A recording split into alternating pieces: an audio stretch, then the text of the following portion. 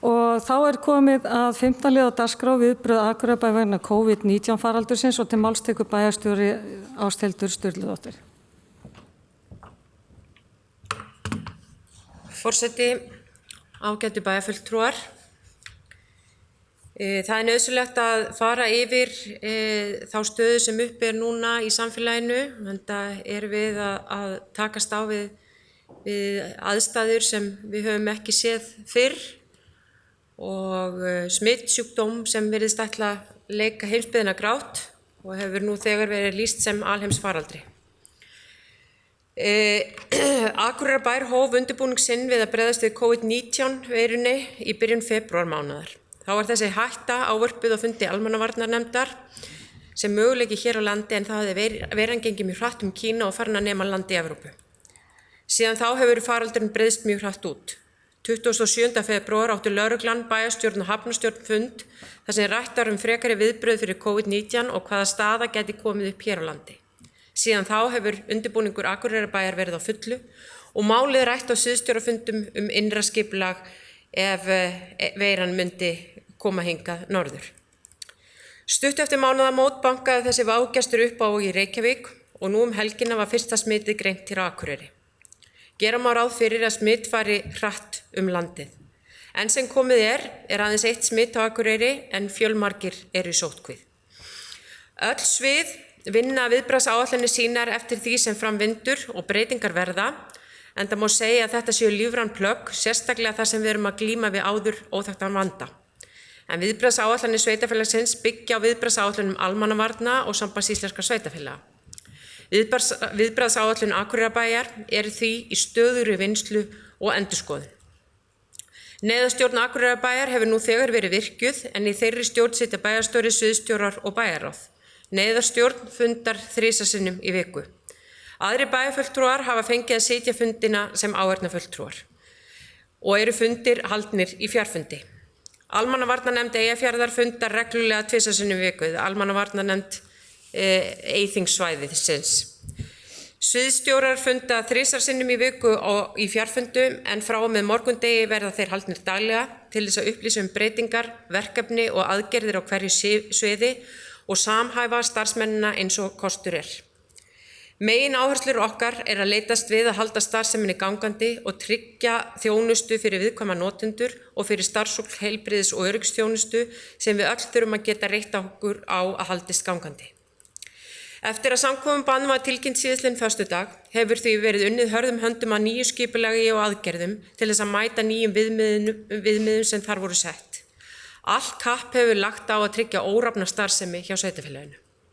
Strax var farið í að tryggja aðgang að rafrænum lausnum þannig hægt væri að þjónusta fólk án þess að það kæmi til okkar beint og tæknibúnaði fyrir starfsfólk þannig að það geti unnið að heiman.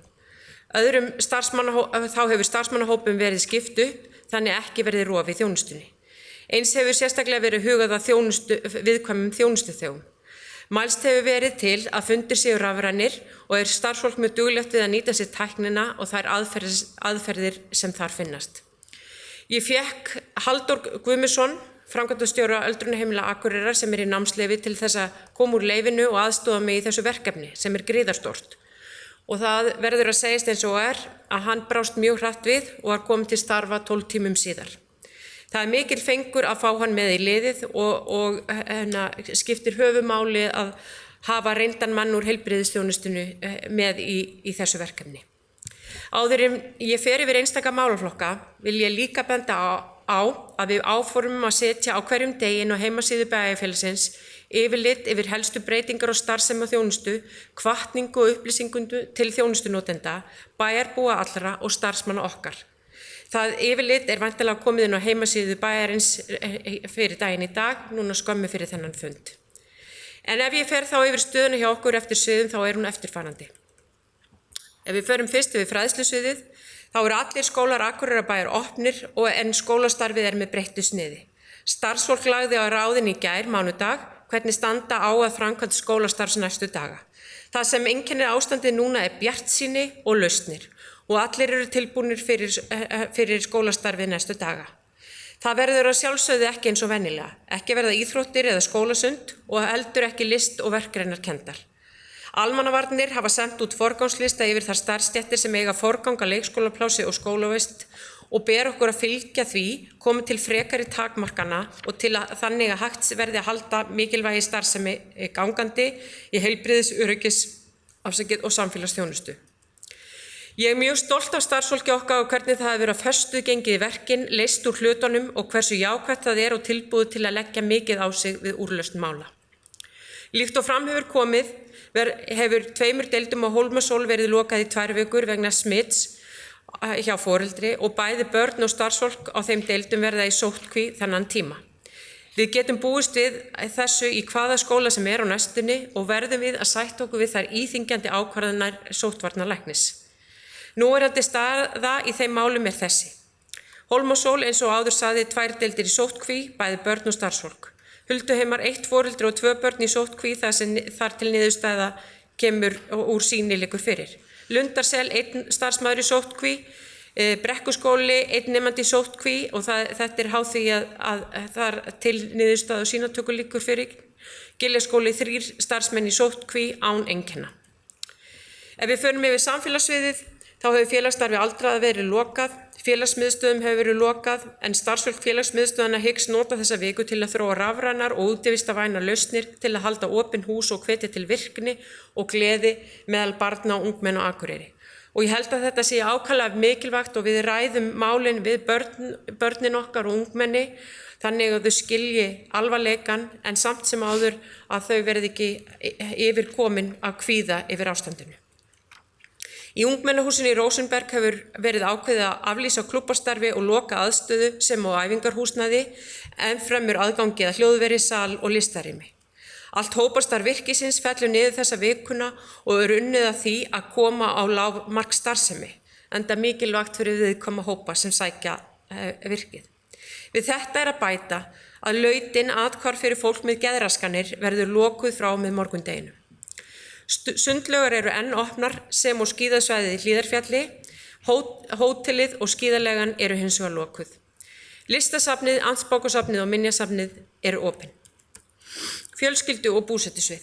Mikil áhersla er lögð á að róa fólk enda eru þjónustu þegar sviðsins almennt mjög viðkvæmur hópur. Verið er að forgangsraða þjónustu og verkefnum samhæfa eins og kostur er við tilmæli sóttvarnir og leita lausna. Lokað var fyrir heimsóknir í búsettukjarna fljótlega eftir að fyrstu smitin komu upp á Íslandi. Skrifstofum búsettusviðs var sömuleiðis lokað fyrir gestum og þjónustaði gegnum síma og tölvupóst. Heimaþjónustu og heimahjúkrun eiga nú samvinnu verkefni fyrir skjólstæðinga og er megin áherslan lögð á lyfjagjöf og mat. Skammtímaþjónusta fyrir fatlaða er opin en skólaþjónusta fyrir fötluð börn er skert. Mikil forgangsröðun þarf til að tryggja að þjónustan haldist í gangi. Þá hefur liðveisla verið skert og tekin hafa verið upp rafrænar lausnir fyrir viðtöl, stuðning og samskipti við skjólstæðinga. Öldrunarheimili. Leið og faraldurinn kom upp var lokað á heimsóknir á öldrunarheimili en þar hafði verið lokað á 2 heimili fyrir þann tíma vegna skæðrar inflúensu. Nú er allt kapp lagt á að tryggja öryggi íbúa og starfsfólks og starfsliðið sé skipt upp í hópa þannig að hægt sé að tryggja þessa órofnu starfsemi sem okkur er svo mikilvæg. Inngöngum hefur verið deilt upp og leitast við að hindra eða draga úr samskiptum eða snertifleti á milli hópa og húsnæðis. Hægt er að taka inn sjúklinga í tímabundna dvöl og er það liður í að búa til svæði þar sem hægt væri að hjúkra þeim sem mögulega sýkjast og ef þarf að færa til hópa ef það þarf. Stjórnsýslu, fjársýslu og skipulagssvið. Starfsfólki hefur verið skipt upp og vinnur nú allstór hluti starfsmanna heima og svo mun hluti starfsmanna koma inn á morgun og þá sá hluti sem er í ráðhúsinu fara heim. Aðgangur í ráðhús er takmarkaður og reynt að leysa úr flestum málum í þjónustuveri. Þegar ég segi takmarkaður, þá er það þannig að það er opið á milli 9 til 3 og gestir geta ekki gengið beint upp á hæðirnar eins og verið hefur. Heldur þau stoppuð í þjónustuveri þar sem reynt er að leysa öll minniháttar mál. Eins íbúum bent á að nýta þjónustugátt, tölvupóst og síma og hefur það verið mikið gert. Starfsfólk skjalasafns vinnur að mestu að heiman frá sér og einnig starfsfólk launadeildar. Hafa vinnuferðlar vegna ráðninga verið einfaldar til að hraða vinnuferðli þegar ráða þarf nýja starfsmenn sem mjög mikilvægt í þessu ástandi. Og sömuleiðis á umhverfis- og mannvirkjasviði þar vinna flestir starfsmenn heima og ferli þjónustan skipulögð þannig að bílstjórar hittast ekki, þeir fara heim í mat og í kaffitímum og hjá strætó það þannig að fólki hleypt inn aftari inngang á bílunum og bílstjórar eru sjálfur með kaffibrúsa og taka kaffi í vögnunum en geta nýtt salernisaðstöð í Strandgötu. Og allur samgangur milli þeirra bannaður. Þá búið að skipta umhverfismiðstöð upp í hópa sem ekki eiga samneyti. Og allt þetta gert til þess að hægt sé að bregðast við komu upp sýkingar í einum hópinum. Þá allavega til einhverju til þess að leysa af. Verktakar í bænum hafa einnig gert slíkt þið saman. Hér eins og annars staðar markmiðið að efla sýkingavarnir og tryggja hægt sé að halda starfseminni gangandi og þjónustunni. Hjá slökkviliðinu algjört heimsóknarbann á stöðuna og líka óheimilt fyrir slökkviliðsmenn á frívöktum að koma í heimsóknarstöðuna. Liðinu skipt upp í 4 hópa og algjör aðskilnaður þeirra á milli og þeir hittast ekki einu sinni við vaktaskipti. Búið að leigja bíl til að ferja mögulega smitaða og íbúð tiltæk ef starfsmenn verða útsetti fyrir smit í sjúkraflutningum og þurfa að fara í sóttkví. Og það nú þegar byrjað að nýta slíka íbúð. Nú næstu skref mörg en ég nefni nokkur þeirra hér. Við leggjum nú kapp á það að undirbúa forvirkar aðgerðir en síðustu dagar hafa meira farið í aðgerðir í miðju krísuástandi en sem þó í samræmi við aðgerðaáætlanir.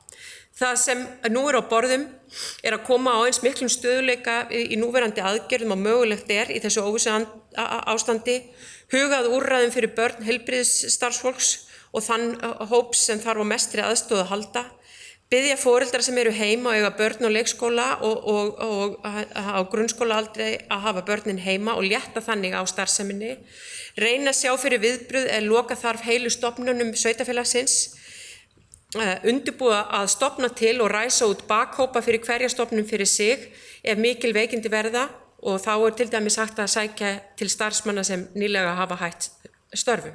Nú vakta velferð barna, vakta heilbrigði og velferð starfsfólksins okkar því að þreyta getur fylgt óvissu og álagi í krísuástandi. Nú hugað velferð almennings og íbúana okkar og sérstaklega þegar umræða efnahagsástandið fyrir að yfirtaka umræðana í samfélaginu sem muna óneitanlega verða þegar á líður. Og hugað því að halda til haga reynslunni, lærdóm og tækifærum þegar rofar til og til framtíðar. Það næstu skrefin hjá okkur. Sum sé. Það mikil vinna í gangi en plönin breytast daglega. Það okkar heitasta ósk að veiran gangi hratt yfir landið og ekki verði mikið alvarleg veikindi. Ef við getum litið á björtu hliðarnar starfsfólk okkar og íbúar að tileinka sér breytta starfshætti og það á nokkrum dögum. Og mikið af þeirri vinnu eitthvað sem við munum nota til framtíðar og komum ekki til með að breyta, til baka. Ég vil senda íbúum öllum góðar kveðjur.